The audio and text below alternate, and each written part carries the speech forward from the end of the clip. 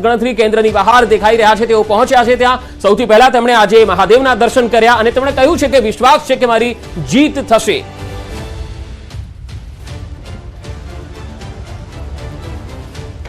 સમગ્ર રાજ્યની અંદર બનાસકાંઠાની જે સીટ હતી તે ચર્ચાસ્પદ રહી હતી અને ચર્ચાસ્પદ ઉમેદવાર હતા જ્ઞાનીબેન ઠાકોર। અત્યારે મહાદેવજીના દર્શન કરીને જ્ઞાનીબેન ઠાકોર જે છે તે મતગણતરી સ્થળ પર જઈ રહ્યા છે। બેન, શું કહેશો? મહાદેવજી પાસે શું માગ્યું?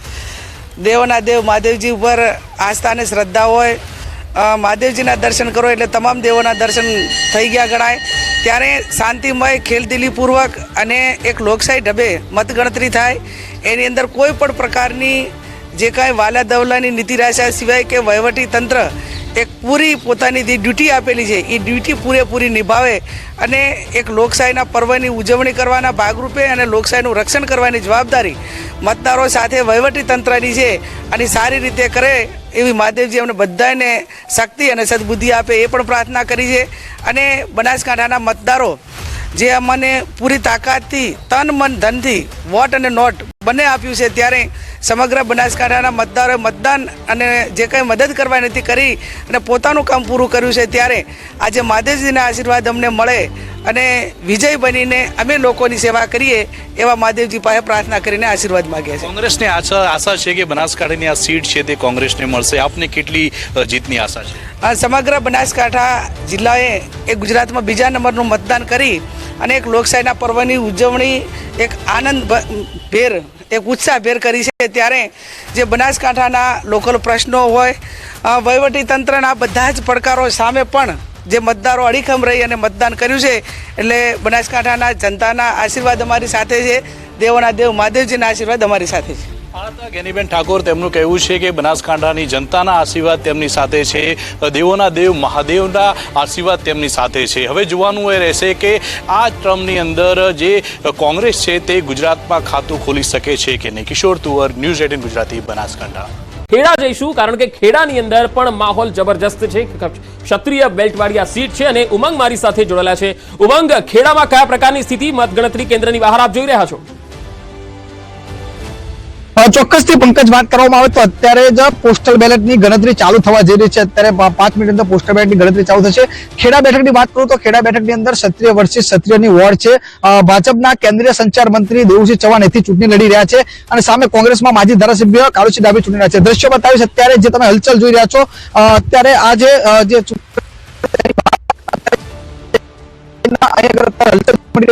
અત્યારે પોસ્ટલ બેલેટની ગણતરી ચાલુ થશે। વાત કરવામાં આવે તો ખેડા લોકસભાની વાત કરું તો ખેડા લોકસભામાં 7 વિધાનસભા આવેલી છે।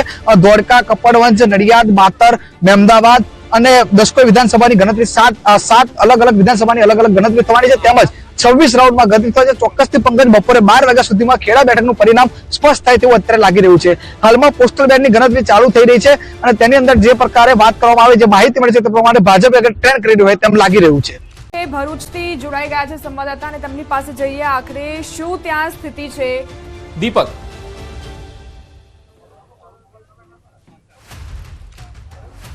બિલકુલ, ખાસ વાત કરીએ તો તમને હું બતાવવા જઈ રહ્યો છે કે જે ભરૂચ જે લોકસભા સીટ છે એ હાલ ગુજરાતમાં એક હોટ સીટ તરીકે ગણવામાં આવે છે, કારણ કે જ્યાં આપ અને જે ભાજપ છે સામસામે ટકરાવ છે, એડી ચોટીની જોર લગાવી અને તમામ બંને પક્ષો જે છે તે જીતના દાવા કરી રહ્યા છે। હાલ તમને બતાવવા જઈ રહ્યા છે કે જ્યાં કેજી પોલિટેકનિક કોલેજ છે, પોલિટેકનિક કોલેજ ખાતે આજ મતગણતરી 8 વાગ્યાના સમયે શરૂ કરવામાં આવશે। પહેલા બેલેટ પેપર ગણવામાં આવશે, ત્યારબાદ ઈવીએમ શરૂ કરવામાં આવશે।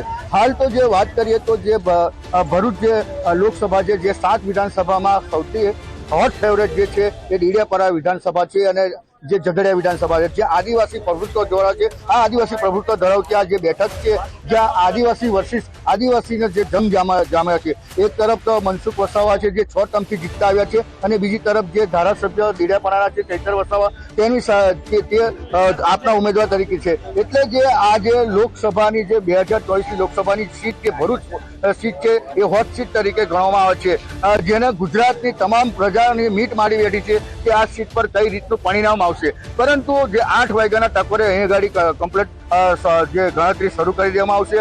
લગભગ 23 જેટલા રાઉન્ડ કરવામાં આવશે. આ 23 રાઉન્ડમાં લગભગ જે 11.31 જેટલા મતદાન થયું છે, એ જે ટકાવારી થઈ છે, જેની સામે જે વોટર્સ કોને જીતે છે એ હવે આ ઈવીએમ માં સીલ છે જે બહાર આવશે. જી જી